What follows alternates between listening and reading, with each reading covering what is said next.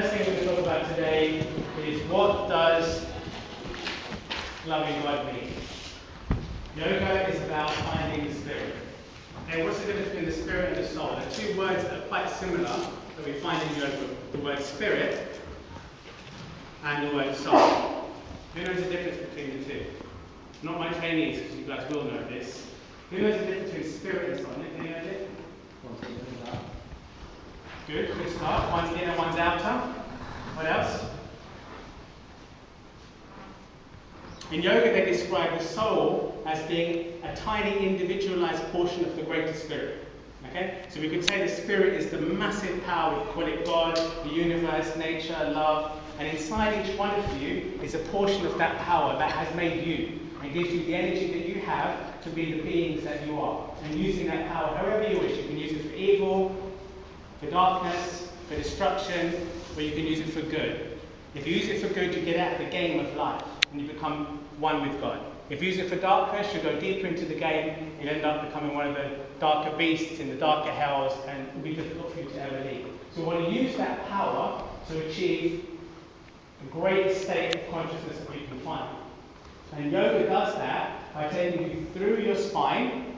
There's a little channel in the center of your spine called the central nervous system. And from there are 7 nerve ganglia, a collection of nerves that sit in bundles in Western science. In Eastern science, behind those nerves are chakras, are powers.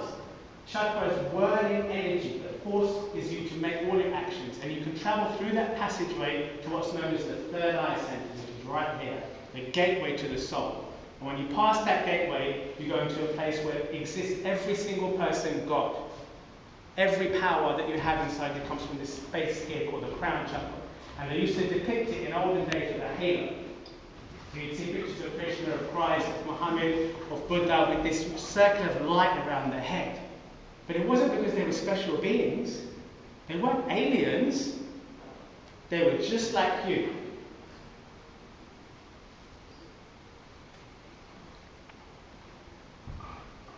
And you. And you. The only thing is you don't realize your power. You think that they're special and you're not special. But you have the same power of God inside you. But you think that you're subject to death, disease, decay, destruction, desperation, and depression. You're not. You're way more powerful than that. You can heal anything inside you. You can make anything in your life happen just by channeling your mind to your soul. Don't be afraid just because the West doesn't recognize the soul in the laboratory. The West is 7,000 years behind the East. Stick with the truth of India. Stick with the truth of the Himalayas. These masters are the ones that know, and that is the science of yoga, the science of yourself. Don't wait for the laboratories to catch up. They don't know. The truth is within. And how are you going to find out? Through the laboratory of meditation, by going within and finding and tapping into that power, like the masters do. Like even people that we know in our society, people like Mandela, who got that power of wisdom. Like Bruce Lee, who got the power of chi through his body. They get it from this place known as the soul. And you can tap into that through yoga, through meditation. You can use it for whatever you want. My question to you is this. They talk about in religions and spiritual things, what is loving God? What does it mean to love God? I'll tell you what it means, okay? Loving God means calmly, compassionately, and diligently steering your life towards 2 words, truth and love. Loving God means calmly, compassionately, and diligently working towards truth and love. It means serving the God in all and being merciful with their human flaws. It means looking at the good in everyone and forgiving them for their flaws, because no one's perfect here. No one. That's loving God. Loving God means that patience, positivity, and peace permeates every pore of your being while you practice this presence. Loving God is living life trying to remain unified to His grace, trying, failing, forgiving, and trying again and again. Loving God does not involve aggression, abuse, or hatred to yourself or any other beings. Loving God holds no pride in its path and inflates no monument to its success. It's nothing to be proud of. It's a peaceful, calm energy. When someone loves God and they say that they truly love God, they're calm people. There's no aggression involved in it. No aggression at all. Immediately you lose God that way. Loving God is not worshipping the one alone, but serving the one through many. You cannot love God and hate people. You cannot love God and hate a single person. You cannot say, I love God, and hate a single individual on this planet, because you're a liar. You're a hypocrite. Loving God is not worshipping the one alone, but serving the one in many. Not seeking Him in perfect moments, but discovering Him in desperation, difficulty, and doubt. So it's not about going to the temple, doing your prayers, all this kind of stuff, when everything is rosy. It's about going when you are on the floor and humbling yourself and saying, help me, I can't do this alone.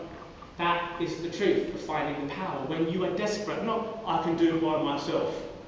Because you can't do it by yourself. You will find out you can't do it by yourself. You need that power. Loving God is not parading Him in public, but rocking Him silently and secretly on the swing of your soul. It's not a public display. It's a private thing. It's a calm thing. Go inwards.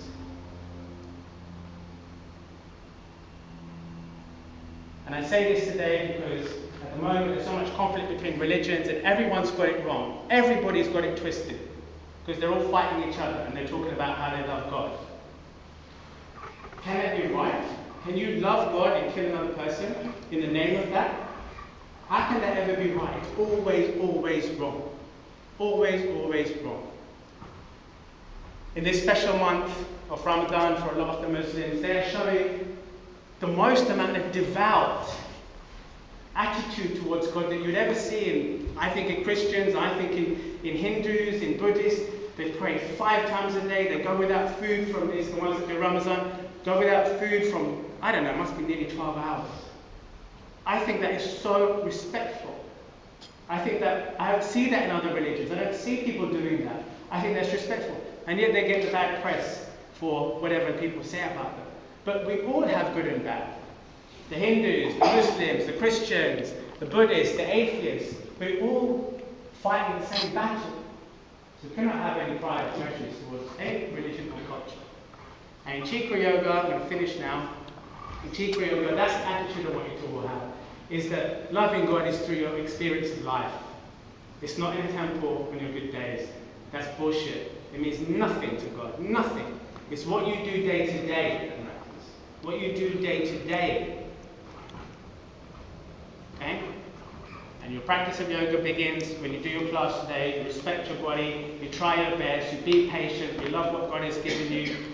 You don't get caught up in it though. You remain peaceful, calm, compassionate, and loving to everyone else. Sending that positive energy to everyone in the class. Bring yourself to a standing position.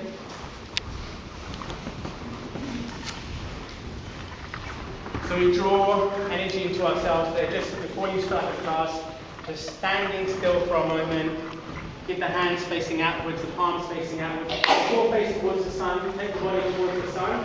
And make sure the sun is in your vision. Gently turn around here.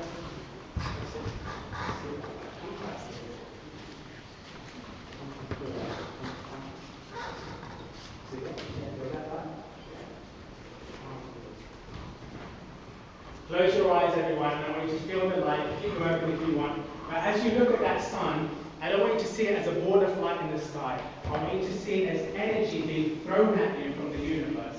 And it's filling up your being, it's filling up your skin, it's filling up your body with chi and with power, with positive energy.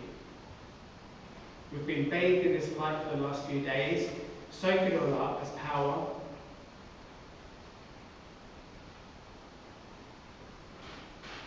Know to yourself that whatever you do today is going to be the best that you can achieve physically for the next hour. You're going to push yourself to the edge whilst being calm and patient. Take a deep breath in, breathe that light into the body, those of you that are in that light. And as you exhale, make a dedication to yourself. Exhale now that you're going to do absolutely everything you can to purify your body, your mind, and your soul in your practice today. Take that energy in with you. Turn back to the center of the class. Resolute, strong, and powerful.